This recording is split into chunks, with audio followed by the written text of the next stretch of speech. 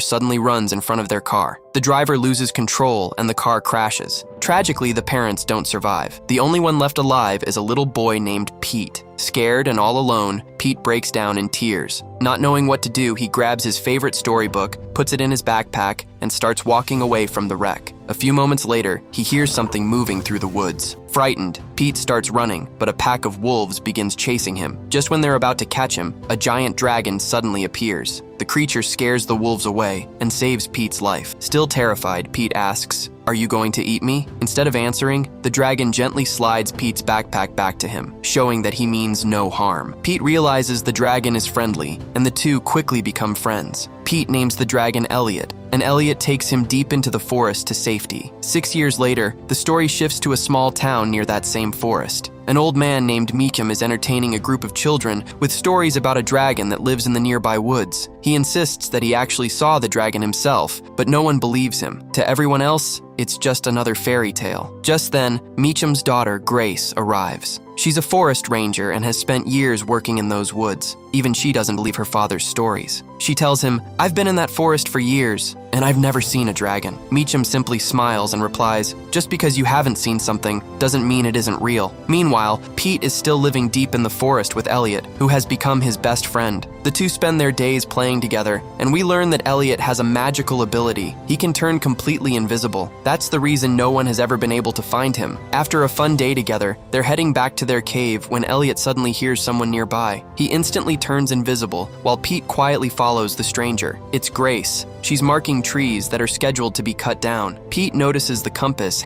and becomes fascinated by it. While Grace isn't looking, he secretly takes it before sneaking back to the cave. That night, Pete reads from his old storybook, and he and Elliot fall asleep together. The next morning, Pete wakes up after hearing strange noises in the forest. Elliot is still asleep, so Pete goes to investigate alone. He discovers that a man named Gavin is cutting down trees that weren't supposed to be touched. Just then, Grace arrives with her husband, Jack, and orders Gavin to stop. Gavin is Jack's younger brother, but he isn't following the rules. At the same time, Grace and Jack's young daughter, Natalie, spots Pete and secretly follows him into the forest. Pete climbs a tree to hide, and Natalie tries to climb after him, but she loses her grip and ends up hanging from a branch. Pete quickly climbs back to help her, but they both fall to the ground. Natalie gets hurt, but she's okay. She asks Pete his name, and the two introduce themselves. A few moments later, the adults arrive while searching for Natalie. Jack asks why she wandered into the forest alone, and she tells everyone that she was following Pete. Grace is shocked by Pete's appearance. After living in the wilderness for 6 years, he looks completely wild. She gently asks who he is, what he's doing in the forest, and where his parents are. Then she notices the compass around Pete's neck. As she walks toward him to get it back, Pete panics and runs away. Before he can escape, Gavin catches him. Pete falls hard from a tree and loses consciousness. The moment Pete is injured, Elliot senses that his best friend is in danger and immediately begins searching for him. Meanwhile, Grace takes Pete to the hospital. At the same time, Elliot follows Pete's scent through the forest and eventually reaches Gavin and his crew. Furious, Elliot knocks down a massive tree right in front of them. Gavin realizes that something enormous is hiding in the woods, so he decides to hunt it down. Back at the hospital, Pete finally wakes up and is confused to find himself in a hospital bed. A doctor tells Grace that he's going to be fine. Grace asks a police officer who Pete is and how he survived alone in the forest. The officer says they'll investigate and,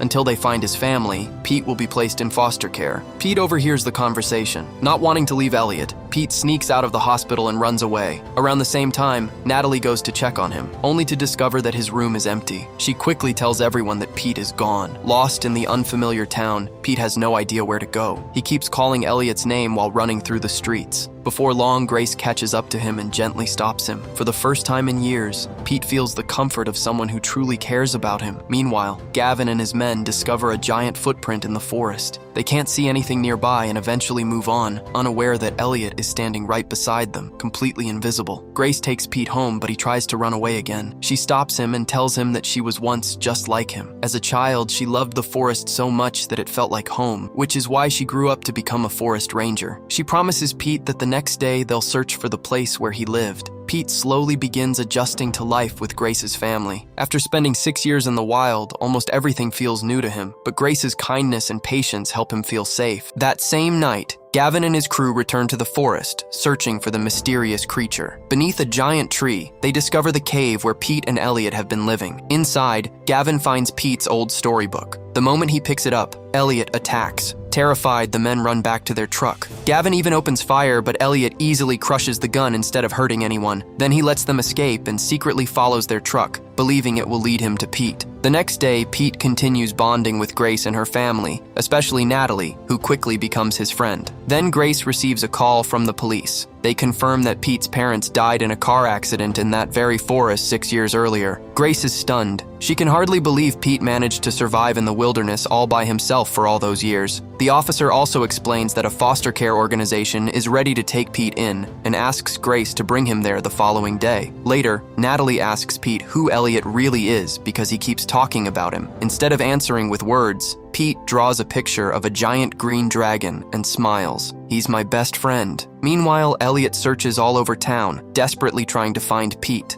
At Grace's house, Natalie tells Pete that the creature he drew is a dragon. She says her grandfather, Meacham, has been telling stories about dragons for years. According to those stories, dragons live far to the north. She points to the North Star and explains that it leads to their true home. Just then, Grace asks Pete if they can talk in private. She thanks him for returning her compass, explaining that it was a gift from her father and even held an old family photo. Grace gently asks Pete how he ended up in the forest. Pete tells her about the car accident and losing his parents. The memory makes him emotional. Grace comforts him by saying that she also lost her mother when she was young, so she understands how painful it is. You aren't alone, she tells him. Pete smiles and replies, I know, because I have Elliot. When Grace asks who Elliot is, Pete shows her the drawing he made of his best friend. Grace is stunned. The picture is clearly a dragon. Pete promises, come with me tomorrow, and I'll introduce you to him. Meanwhile, Gavin visits Jack and begs him to help capture the dragon. He tells him everything that happened in the forest, but Jack doesn't believe a word of it. Frustrated, Gavin leaves with his crew to hunt the dragon by himself. Unknown to them, Grace overhears the entire conversation. For the first time, she begins to believe that a real dragon might actually exist. Later that night, Elliot quietly finds Grace's house. Through the window, he sees Pete happily reading a storybook with Grace, Jack, and Natalie. Watching Pete laugh with his new family, Elliot sadly turns away. He feels like he's already been replaced. Heartbroken, Elliot returns alone to his cave. The next day, Grace visits her father and shows him Pete's drawing. To her surprise, it looks exactly like the dragon Meacham drew years ago. She finally asks him what really happened the day he claimed he saw the dragon. Meacham explains that he was out hunting when the forest suddenly went silent. As darkness surrounded him, he turned around and came face to face with a giant dragon. Terrified, he raised his rifle, but the dragon never attacked.